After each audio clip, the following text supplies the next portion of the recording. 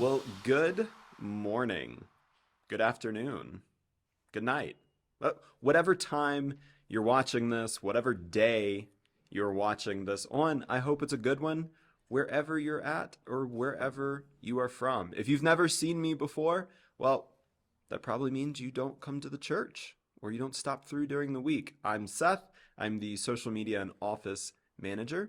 And a And fantastic one. thanks, I try.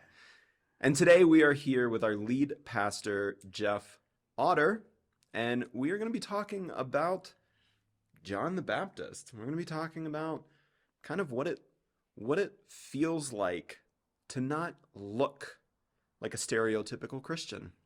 So, Jeff, tell us a little bit about what your studies have been. Like what if somebody were to ask in the comments, what what qualifies this guy to talk about stuff like this? Yeah. Yeah, I mean, truthfully, absolutely nothing.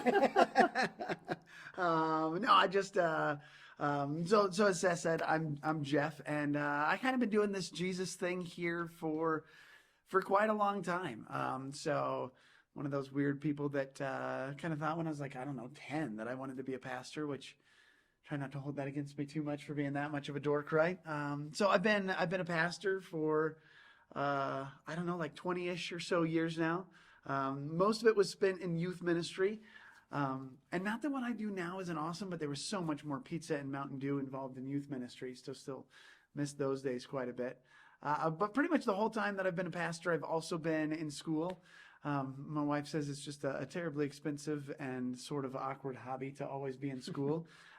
So I did my undergrad there, Moody Bible up in Chicago, and then moved back here to Colorado. Got a master's in Old Testament over at Denver Seminary, and then just recently finished up a PhD at the University of Aberdeen. Not in John the Baptist or anything related to it, right? So not sure how much of a specialist I'd be there. Did my thesis on the Psalms with Vengeance, or some of the angry psalms. So that's kind of a little bit of who I am, and maybe why they'll let me sit behind a microphone every once in a while, right? So the question is, should I call you doctor? Never, not Never. a chance.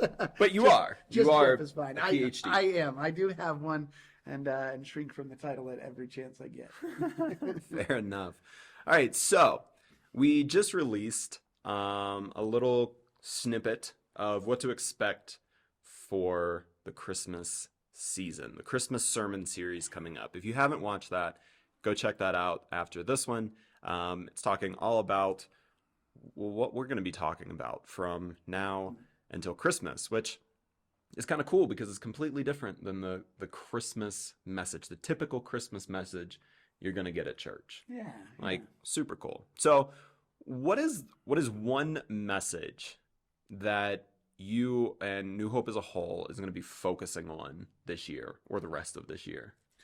Yeah, for Christmas, we're taking a completely different look at the idea of Christmas. I think most of the time in most churches, it's just going to be a look at, like, Jesus showed up as a baby. But this year, here at New Hope, we're diving a little bit more into the why did he do that? Why did he show up? And Scripture tells us one of the reasons is so that we don't have a high priest. We don't have somebody that kind of intercedes between us and God, that can't sympathize with us, that doesn't understand what it's like to be a human.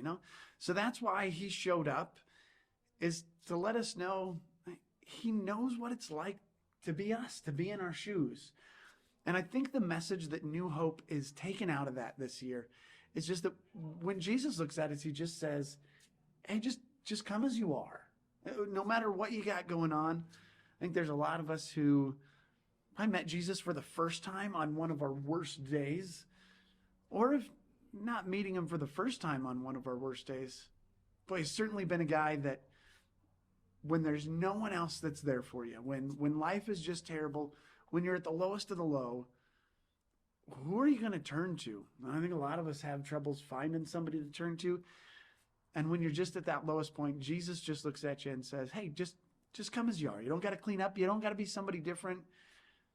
Just come as you are. And I think that's why he showed up here a few thousand years ago, was to make that message real, to let us know he meant it. He's not just saying, come to me as you are, but hey, I'll go to you just as you are. I'm willing to show up and live like a sloppy human for a lifetime. Hmm. So looking at our last episode we did where we talk about the Christmas series and listening to what you're saying now, we picked a Yeti or Sasquatch, whatever you want to call it, as the mascot, as the thing representing this sermon series and going into Christmas. So it sounds a lot like, right now people expect, or culture expects you to show up to church wearing a suit and tie and not wearing flip-flops or a backwards hat or, having a big beard. Like, culture expects you to look one way. Yeah.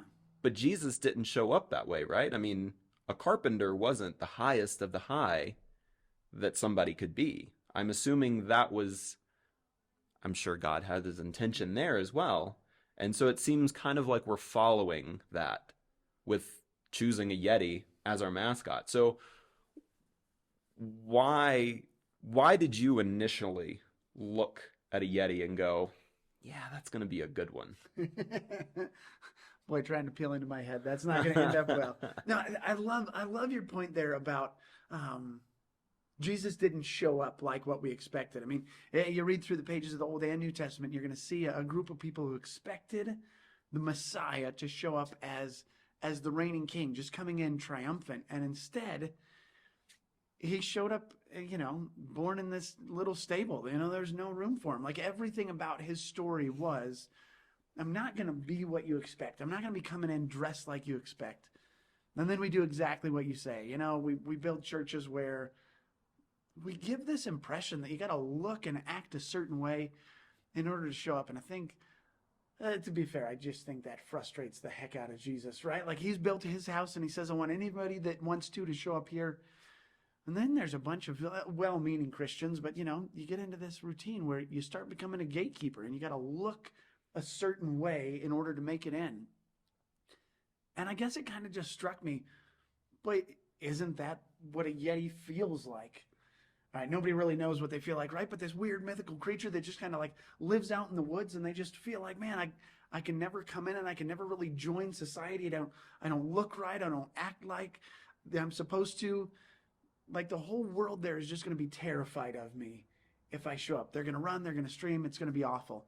And I just thought, what if we had churches where, like a real Yeti could just wander in from the woods, head on into a church, and everybody in the church just says, hey, I'm Jeff. What's your name? I'd love to get to know you.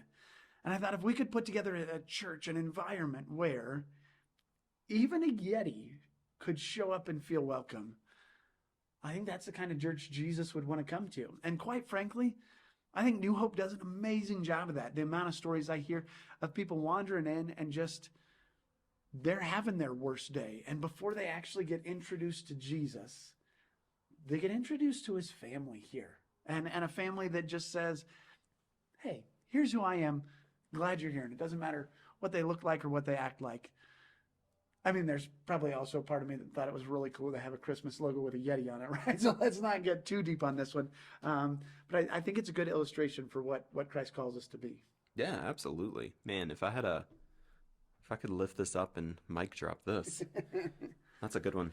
So, Jesus didn't show up looking like how we expected him to look. So I would say that's the first instance of that story where it's like, yeah, this is why we chose this. But during Jesus's life, did he ever encounter anyone like that? Are there specific instances where it's like, yep, Jesus rolled up onto that dude with a big beard and a lot of tattoos, and like, are there instances where we can look at and say, oh yeah, a Jesus guy, he accepted people that look different too?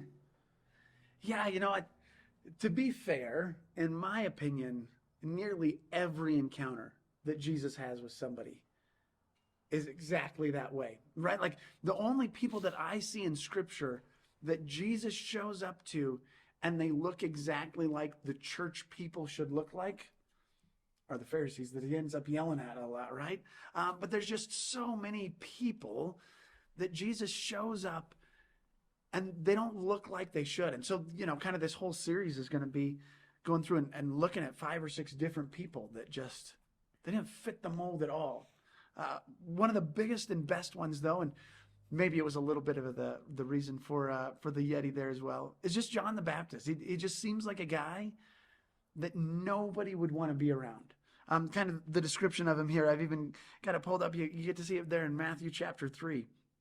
This awkward description, John's clothes were made of camel hair and he had a leather belt around his waist and his food was locusts and wild honey. Like, this isn't a typical it's not like this is what everybody looked like back then. John was just a weird dude, you know? And I imagine the majority of the people that hung out with him just like went home and like told stories of this super awkward looking guy. Why are you doing this, man? Like, you don't have to look weird. And Jesus shows up and he doesn't talk at all about, you know, the awkward diet that he has and why are you eating bugs, or, you know, you don't really need to wear camel's clothes. You can have regular clothes, man. He just shows up and he says, hey, John, I want to be baptized by you too. I want to be a part of your group. I want people to know it doesn't matter what you look like. And it doesn't matter who you are and it doesn't matter what you're doing. I'm going to accept you just as you are. And the story of how John the Baptist does that is super cool. Like when Jesus shows up to kind of, you know, be baptized by him, like the whole thing John's doing is just like yelling at the establishment, right? Like partly the political forces of the day, partly the religious forces of the day. He's just a guy that I think he was an outcast in every single way. The way he looked, the way he ate, the way he thought, all of it. And Jesus says, yeah, you can come. We'll hang out together. So that leads me to a question, though, but John already knew that Jesus was God. So doesn't that kind of like negate that as an example? Yeah, I think that's a really good question. And honestly, it's something that a lot of people kind of wrestle through. Is you see these people in the Bible. It's like, oh, well, the dude made it into the Bible. Like, he must have known. But John didn't. Like, you know, it's this real strange thing because he's out there and he's talking about baptizing people and forgiveness of sins and Abraham. And like, he's using all the right buzzwords. And so a lot of us would think, like, he's a guy that really knows what's going on. But in reality, I think John was pretty lost, you know? So you kind of follow the track of John's life, and he ends up getting tossed in jail for a while. And then while he's in jail, I think he's thinking back to this encounter with Jesus. And he starts asking, you know, the people that are coming to visit him in jail or whatever, he's like, hey, was that Jesus guy for real? Or is there somebody else? And at least in my opinion, if you say that you follow Jesus and you've never asked that question, right? Like, you're just lying, you know? I think all of us get to a spot, and some of us get to a spot quite frequently, where we just sit down and think, man, is this true? Like, is Jesus actually who he said? And the answer is super cool. So that whole scene takes place in Luke chapter 7. And so there's this great deal where all the people that John was around and asked this question to, then they show up and they're talking to Jesus and they're like, hey, you know, John has this question. Is it who you think? And so Jesus, he looks at the messengers and he replies. He says, so he replied to the messengers, go back and report to John what you have seen and heard. The blind receive sight, the lame walk, those who have leprosy are cleansed, the deaf hear, the dead are raised, and the good news is proclaimed to the poor. Like, Jesus doesn't feel like he has to prove who he is. He just looks at all these messengers and then he says, you know what? Go back and tell John what you think. And I think that's so powerful, because basically what's happening is Jesus is saying, I'm not going to give him an answer. I'm going to make you guys come up with the answer on his own. What a message that is for those of us who follow Christ too, right? Is Jesus is not just saying, come as you are, but then he's looking at those of us who already know him and he's saying, the job is yours. You're the ones who have to go back to these people that have these doubts and report what you know to be true about our Savior. And so I don't think John was a guy who had it all figured out. I think John was a guy who was like, you know, this religious guy that had some of the right ideas, but still really confused on who Jesus was. And it wasn't until quite a while after he first met Jesus that he realized, oh, this guy, he's the one that I've been waiting for. He's the one that's got the hope, that's got the salvation, that's got the forgiveness, that's got everything that I need to make me whole again. It's interesting. It's all just like wild stuff. So my next question, I've been thinking about this one for a while. So if Jesus can look at John and be like, yeah, he's a cool guy. I wanna get to know him. Guy that eats bugs and probably doesn't have the nicest smelling clothes. If Jesus can accept him, can we? If John showed up to New Hope this Sunday morning and walked in, and that's not too far from someone that could potentially actually walk in here. I mean, Yeah, you bet.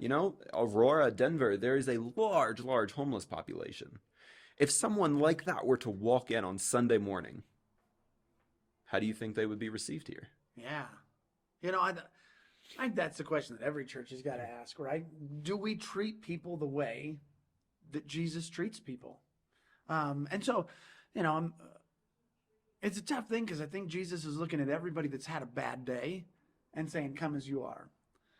Well, it means there's going to be some people in every church that are just having a terrible, crappy day, right? So I don't think you can ever say you're going to walk into a church and everybody is going to accept you, no matter who you are. If you're somebody that looks like you fit in or somebody that looks like you don't. But I think we've got a whole church full of people who really are on mission to say, we want to love people the way that Jesus loved them. Kind of the mission here at New Hope is, it starts off by saying, we want to love Jesus and we want to love you.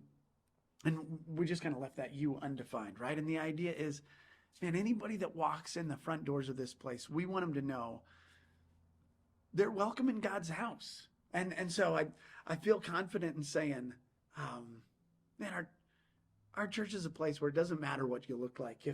If John walked in awkward camel's clothes and carrying a bunch of locusts as some breakfast, would it be fair? We'd probably tell him to throw the locusts outside and we'd give him a couple of donuts, right? I don't think we need those in here. But I think we'd be a church that just welcomes everybody. And so honestly, if you're looking for a place to go and you're wondering, well, what do I do? Because I don't know what it feels like to walk into church, or I haven't been there in a long time, and I'm worried that people are going to judge me for this or turn me away for that. Man, I just want to say we'd love to have you here. And it doesn't matter what you look like, or, maybe you're one of those people that looks exactly like a church person. We'll love you then too. It doesn't matter who you are. We serve a God that looks at you and says, man, I love you enough that I gave up heaven to come down here and live with you. And now you got a family of his people that is looking at this world and saying, there's always room for you here. Yeah, absolutely. To hammer that in, I've definitely seen people walk in on Sunday mornings who, they're not wearing what culture would consider their church clothes. And, the people here are like, oh, we've got a food pantry. Let me go get you a couple bags of food, or, so I think you're spot on that one. I'm excited for this series. I think this is going to be a good one. It's interesting to see a church take a completely different take on the Christmas message. Yeah. So it's exciting. And don't worry, we'll still be throwing in lots of the Christmas elements, and a little bit later on, especially with our Christmas Eve services, I think you're going to see how these two just really mix together, of like Jesus meeting people on their worst day and a king being born as a little baby. So, I'm excited about that one. I think it's going to be a lot of fun, and we got some good things planned. So make sure you join us for it. Yeah, absolutely. So our Christmas Eve services are December 22nd and December 24th at 7 o'clock. They are both the same service, so you can come to one or you can come to both if you're feeling like you want a little bit of extra Christmas Eve in your life around Christmas. If you're stopping by, we have koozies with our Come As You Are logo for the sermon series on there. So pick one up. They're free. You don't have to be a member. You don't have to be anyone special. I don't drink things out of cans, but it does fit on a Yeti. Ah, Yeti! Look at that! I think on that note, we're done. We'll see you on the next one. Thanks.